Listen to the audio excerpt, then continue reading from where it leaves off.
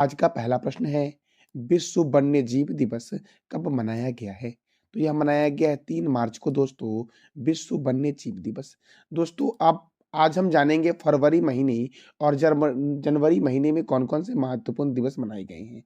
तो देखो, भारतीय तटरक्षक दिवस 1 फरवरी, विश्व आर्द्रभूमि दिवस 2 फरवरी, अंतर्राष्ट्रीय मानव बंधुत्व दिवस 4 फरवरी, विश्व कैंसर दिवस 4 फरवरी और इस बार के कैंसर दिवस का थीम था क्लोज द केयर गैप।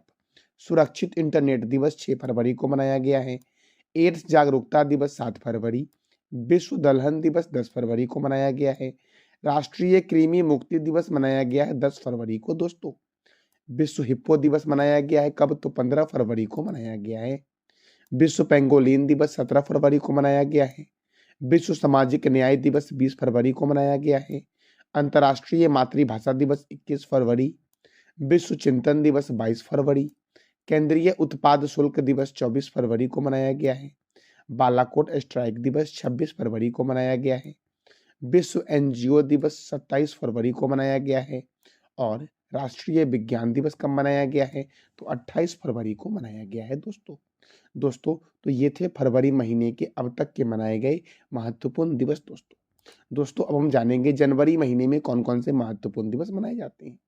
तो देखो दोस्तों, विश्व परिवार दिवस 1 जनवरी, डीआरडीओ स्थापना दिवस 1 जनवरी, विश्व ब्रेल दिवस 4 जनवरी को मनाया गया है।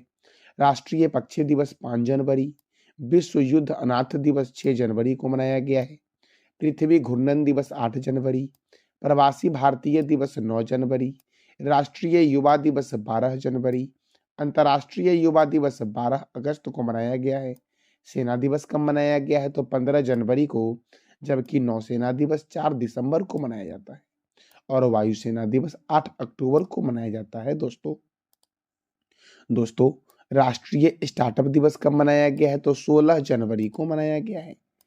पेंगुइन जागरूकता दिवस 20 जनवरी, पराक्रम दिवस 23 जनवरी, अंतर्राष्ट्रीय शिक्षा दिवस 24 जनवरी, राष्ट्रीय बालिका दिवस 24 जनवरी, राष्ट्रीय मतदाता दिवस 25 जनवरी को मनाया गया है। राष्ट्रीय पर्यटन दिवस मनाया गया है 25 जनवरी को। अंतर्राष्ट्रीय सीमा शुल्क दिवस 26 जनवरी, अंतर्राष्ट्रीय स्वच्छ ऊर्जा दिवस 26 जनवरी को मनाया गया है। नेशनल जियोग्राफी दिवस मनाया गया 27 जनवरी को। इंडियन न्यूज़पेपर डे 29 जनवरी को मनाया गया है और अंतर्राष्ट्रीय जेब्रा दिवस 31 जनवरी को मनाया गया है दोस्तों। तो ये थे जनवरी महीने के इम्पोर्टेंट डे दोस्तों। तो मैंने आज आपको जनवरी और फरवरी महीने का इम्पोर्टेंट डे बताया है। अगला प्रश्न हमारा है दोस्तों, हाल ही में प्रधानमंत्री नरेंद्र मोदी ने 7,200 करोड़ रुपए की परियोजनाओं का उद्घाटन किस राज्य में किया है? तो प्रधानमंत्री नरेंद्र मोदी ने पश्चिम बंगाल में दोस्तों 7,200 करोड़ परियोजनाओं का उद्घाटन किया है दोस्तों। अब देखो, अब इस परियोजना में साथियों क्या-क्या परियोजनाएं आएगी इस रुपये में? तो देखो, हुगली के आराम बाग में रेल और बंदरगाह, तेल पाइपलाइन और एलपीजी और अवशिष्ट जल उपचार के लिए 7,200 करोड़ रुपए की परियोजनाओं की उद्घाटन जो की गई है वो प्रधानमंत्री नरेंद्र मोदी जी के द्वारा किया गया है। इसमें देखो दोस्तों, इंडियन ऑयल की Haldia Barauni crude oil line oil pipe बिछाई जाएगी। श्यामा प्रसाद मुखर्जी बंदरगाह कोलकाता में बुनियादी ढांचों को मजबूत करना साथियों ये भी शामिल है और झारग्राम सलगाजी ग्राम को जोड़ने वाली 90 किलोमीटर लंबी रेलवे लाइन का उद्घाटन किया गया है। विद्यासागर औद्योगिक पार्क खड़गपुर में इंडियन ऑयल का एलपीजी ब्लॉटिंग प्लांट लगाया जाएगा दोस्तों। 7,200 करोड़ रुपए के साथियों ये सब भिन्न भिन्न योजनाओं में खर्च किए जाएंगे दोस्तों। तो देखो दोस्तों, अब यह पश्चिम बंगाल में किया गया है। तो देखो, पश्चिम बंगाल में है बुक्सा राष्ट्रीय उद्यान, नोरा घाटी राष्ट्रीय उद्यान, सिंगलीला राष्ट्रीय उद्यान, सुंदरबन राष्ट्रीय उद्यान, चिंतामणिकर पक्षी अभ्यारण्य, महानंदा वन्यजीव अभ्यारण्य किस राज्य में है? तो पश्चिम बंगाल में है। लोथियन द्वीप वन्यजीव अभ्यारण्य पश्चिम बंगाल में है दोस्तों देखो, नेताजी सुभाष चंद्र बोस अंतर्राष्ट्रीय हवाई अड्डा कोलकाता में है। पूर्व रेलवे का मुख्यालय कहाँ है? तो कोलकाता में है। केंद्रीय कांच तथा मृत्तिका अनुसंधान संस्थान कोलकाता में है। भारतीय रासायनिक जैविक संस्थान कोलकाता में है। भारतीय पुरातत्व सर्वेक्षण विभाग का हेडक्वार्टर कहाँ है? तो कोलकाता में है दोस्तों। दोस्तों, केंद्रीय जूट प्रौद्योगिकी अनुसंधान संस्थान कहाँ है? कोलकाता में। ईडन गार्डन स्टेडियम कोलकाता में है। युवा भारतीय स्टेडियम या सॉल्ट लेक स्टेडियम कहाँ है? तो कोलकाता में है दोस्तों। दोस्तों, नेताजी स्टेडियम कहाँ है? कोलकाता में। डायमंड हार्बर, महलों का शहर और भारत का टॉलीवुड के नाम से जानते हैं कोलकाता को दोस्तों। दोस्तों, कोलकाता कौन से रिवर के किनारे है? ये बताना है कमेंट बॉक्स में आपको। अगला प्रश्न हमारा है, हाल ही में भारत और किस देश के बीच समुद्र लक्ष्मण अभ्यास का आयोजन होगा? तो भारत और मलेशिया के बीच साथियों यह अभ्यास हो रहा है और यह विशाखापट्टनम में हो रहा है। इसका आयोजन विशाखापट्टनम के तट पर 28 फरवरी से 2 मार्च तक दोस्तों होगा। अब मलेशिया में के साथ साथियों हो रहा है, तो मलेशिया की राजधानी है कुआलालंपुर। मलेशिया के प्रधानमंत्री कौन है? अनवर इब्राहिम। और मलेशिया की करेंसी क्या है? मलेशियन रिंगिट है मलेशिया की करेंसी दोस्तों।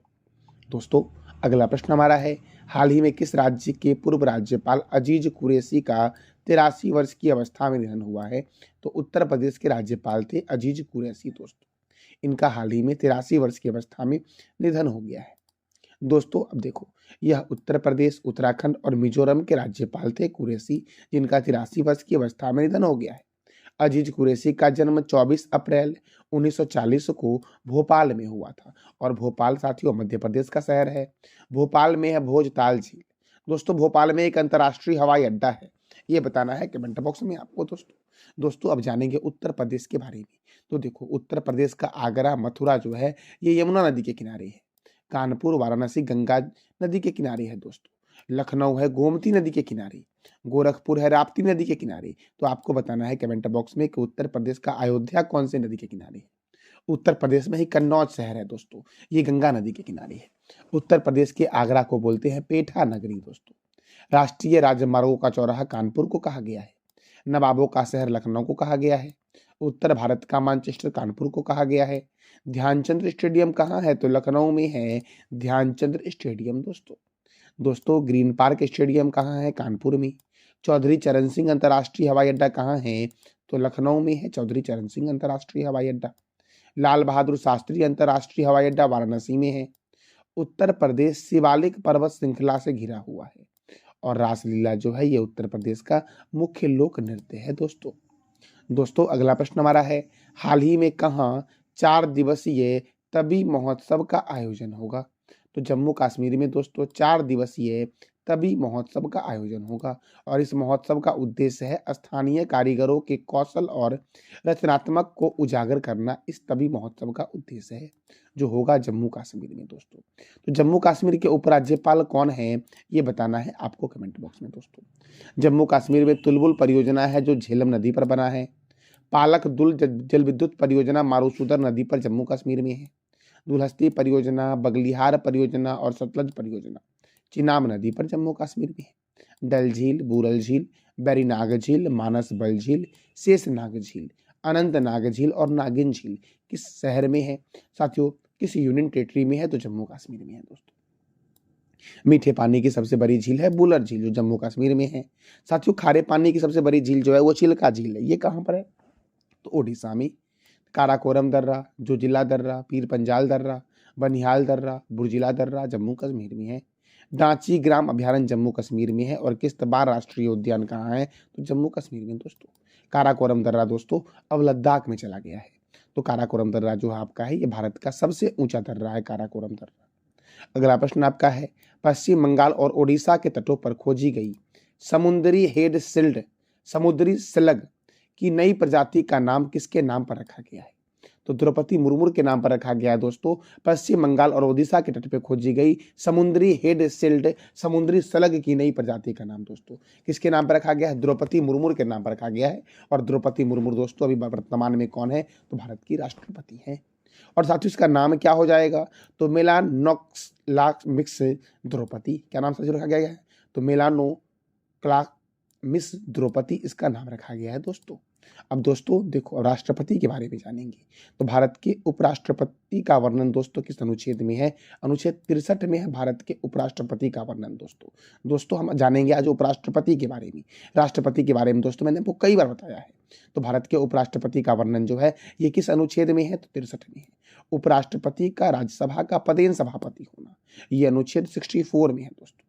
दोस्तों देखो, राष्ट्रपति की अनुपस्थिति में उपराष्ट्रपति द्वारा कर्तव्य का निर्वहन करना, ये अनुच्छेद 65 में है। उपराष्ट्रपति के चुनाव का वर्णन अनुच्छेद 66 में है।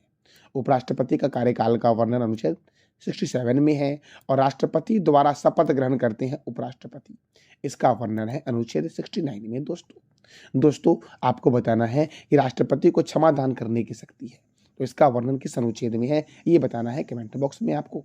अगला प्रश्न आपका है, हाल ही में किसे संसद सुरक्षा का प्रमुख बनाया गया है? तो अनुराग अग्रवाल को बनाया गया है संसद सुरक्षा का प्रमुख दोस्तों। अब दोस्तों कई सारे अध्यक्ष, चेयरमैन, सीईओ है, उसको भी देखते हैं। जैसे कि table tennis of India federation की अध्यक्ष है मेघना अहलावत दोस्तों भारत के मुख्य सूचना आयुक्त हैं हीरालाल समारिया। टेरी के नए अध्यक्ष बने हैं Anil Kumar Lahoti. Asian cricket council के चेयरमैन है जय शाह। रेलवे बोर्ड के सचिव कौन है? अरुण नायर हैं। केंद्रीय औद्योगिक सुरक्षा बल की पहली महिला प्रमुख कौन है? तो नीना सिंह है दोस्तों भारतीय कुश्ती महासंघ के चेयरमैन कौन है? संजय सिंह। आईटीबीपी के महानिर्देशक है राहुल सरगोत्रा। एशियाई विकास बैंक के कार्यकारी निर्देशक है विकासशील। सीआरपीएफ के महानिर्देशक है Anish Dayal Singh. National investment and infrastructure fund limited के सीईओ कौन है? तो संजीव अग्रवाल है दोस्तों देखो, महाराष्ट्र की पहली महिला डीजीपी है रश्मि शुक्ला। बॉम्बे स्टॉक एक्सचेंज के नए अध्यक्ष है Pramod Agarwal. Tata power renewable energy के एमडी एंड सीईओ है दीपेश नंदा। रेलवे बोर्ड की अध्यक्ष और सीईओ कौन है? जया वर्मा सिन्हा है। प्रेस ट्रस्ट ऑफ इंडिया के अध्यक्ष हैं के एन शांता कुमार दोस्तों। और प्रेस इंफॉर्मेशन ब्यूरो पीबीआई के नए प्रमुख कौन बने हैं? तो मनीष देसाई। पीबीआई के हैं मनीष देसाई और पीटीआई के हैं के एन शांता कुमार दोस्तों केंद्रीय प्रत्यक्ष और सीमा शुल्क बोर्ड के नए अध्यक्ष है संजय कुमार अग्रवाल। रेलवे सुरक्षा बल के महानिर्देशक कौन है? मनोज यादव हैं। नाबार्ड के नए अध्यक्ष कौन है? तो साजी केवी है नाबार्ड के नए अध्यक्ष भारतीय तटरक्षक बल के 25वें महानिर्देशक बने हैं राकेश पाल दोस्तों अशोक लीलैंड के नए एमडी एंड सीईओ कौन है? शीनू अग्रवाल। दोस्तों सीबीआई के नए निर्देशक कौन है? प्रवीण सूद। ट्विटर के नए सीईओ कौन है? Linda Yaccarino. संघ लोक सेवा आयोग के अध्यक्ष कौन है? मनोज सोनी। भारतीय प्रतिस्पर्धा आयोग की पहली महिला चेयरपर्सन कौन है? तो रवनीत कौर है दोस्तों भारतीय प्रतिभूति और विनिमय बोर्ड के कार्यकारी निर्देशक कौन है? तो जी राम मोहन राव। और भारतीय प्रतिभूति और विनिमय बोर्ड के अध्यक्ष कौन है ये बताना है कमेंट बॉक्स में आपको दोस्तों अगला प्रश्न आपका है, हाल ही में किस शहर में 21 फीट की ऊंची महाराणा प्रताप की प्रतिमा का अनावरण किया गया है? तो हैदराबाद में किया गया है 21 फीट ऊंची महाराणा प्रताप की प्रतिमा का अनावरण दोस्तों। अब हैदराबाद में किया गया है तो हैदराबाद कौन सी नदी के किनारे है? मूसी नदी के किनारे है और तेलंगाना की राजधानी है दोस्तों। तेलंगाना की स्थापना कब हुई थी? 2 जून 2014 को। तेलंगाना की मुख्यमंत्री कौन है? अनुमुला रेवंत रेड्डी। तेलंगाना में राज्यसभा 7 है, लोकसभा 17 है, विधानसभा 119 है और विधान परिषद 40 है। तेलंगाना के पड़ोसी राज्य हैं महाराष्ट्र, कर्नाटक, छत्तीसगढ़ और आंध्र प्रदेश दोस्तों देखो, कवाल वन्य जीव अभ्यारण्य, अमराबाद बाघ रिजर्व, कसु बर्मानंद रेड्डी राष्ट्रीय उद्यान, मिर्गवनी राष्ट्रीय उद्यान कहाँ है दोस्तों? तेलंगाना में है। कोंडा पोचंपा सागर परियोजना गोदावरी नदी पर है। कालेश्वरम परियोजना गोदावरी नदी पर है तेलंगाना में। समकाका सागर सिंचाई परियोजना गोदावरी नदी पर है। पाक कला का शहर हैदराबाद को बोला गया है। नागार्जुन सागर बांध कृष्णा रिवर पर तेलंगाना में है। चार मीनार हैदराबाद में है। हुसैन सागर झील कहाँ है दोस्तों? तो हैदराबाद में है हुसैन सागर झील दोस्तों हिमायत सागर और सरोवर नगर झील हैदराबाद में है। राजीव गांधी अंतर्राष्ट्रीय क्रिकेट स्टेडियम और राजीव गांधी अंतर्राष्ट्रीय हवाई अड्डा भी हैदराबाद में ही है। और तेलंगाना के गवर्नर कौन है? तमिलसाई सौंदरराजन है तेलंगाना के गवर्नर दोस्तों ये था आज का हमारा महत्वपूर्ण करंट अफेयर। पिछली क्लास में मैंने आपसे 3 प्रश्न किया था। पहला प्रश्न हमारा था वैश्विक बौद्धिक संपदा सूचकांक 2024 में भारत का स्थान क्या है? तो 42वां है दोस्तों अगला प्रश्न हमारा था हाल ही में किस देश ने तंबाकू विरोधी कानून को निरस्त करने का फैसला लिया है? तो न्यूजीलैंड ने। और तीसरा प्रश्न आपका था किस राज्य के तुड्डी-कुड्डी जिले में इसरो के दूसरे स्पेस पोर्ट का उद्घाटन किया गया है प्रधानमंत्री नरेंद्र मोदी के द्वारा? तो तमिलनाडु में दोस्तों किया गया। तमिलनाडु में एक तुड्डू-कुड्डी जिला है, वहीं पर प्रधानमंत्री नरेंद्र मोदी ने इसरो के दूसरे स्पेस पोर्ट का उद्घाटन किया है दोस्तों। दोस्तों आज का आपका 3 प्रश्न है जिसका जवाब देना है कमेंट बॉक्स में आपको। दुनिया की पहली वैदिक घड़ी कहाँ लगाई गई है? दूसरा प्रश्न आपका है दुनिया की तीसरी सबसे बड़ी मस्जिद जामा अल जजौर का उद्घाटन कहाँ किया गया है? और तीसरा प्रश्न आपका है किस राज्य सरकार ने शहरी समृद्धि उत्सव की शुरुआत की है? तो इस तीनों प्रश्न का जवाब देना है कमेंट बॉक्स में आपको। ये था आज का हमारा महत्वपूर्ण करंट अफेयर। जानकारी अच्छी लगी तो चैनल को लाइक करें, शेयर करें और सब्सक्राइब करें। साथ साथ बेल आइकन को भी दबा दें ताकि आपको डेली अपडेट मिल सके। धन्यवाद।